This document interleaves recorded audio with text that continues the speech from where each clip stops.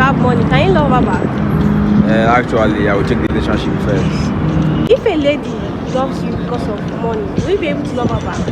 No, I can't love her back. Actually, it's on two-faced because loving me because of money, it's possible. There's so much hungry in the street now.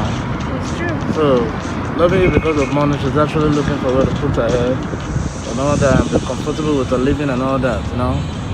But on the other side, you can actually find love as well when the lady comes in. Maybe probably because of the way you act to her, the way you do your things. Yeah. She might see it not because of the money, but you really love her, then there will be love as well. If a woman loves you because of money, she truly loves you.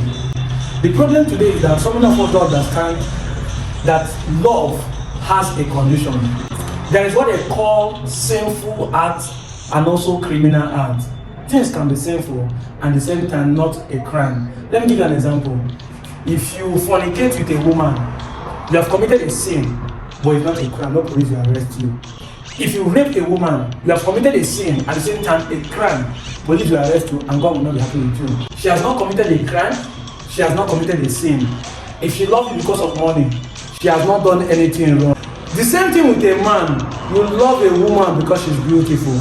If that woman had an accident and maybe unfortunately had maybe a crippled leg or maybe he had an acid on his face, will you still love her? You say the woman is intelligent, that's why you love her. If that same woman have a brain default, will you still love her? So if a woman loves you because of money, it's the same thing with you. Love her because she's beautiful or she's intelligent or she's this or she's that. Love always has a condition. And this will bring me to another point where I say that every love, including God's love, has a condition. Thank you and God bless you. I'm the Deputy Jesus. You can call me Professor Black and White, the Sector. I'm out.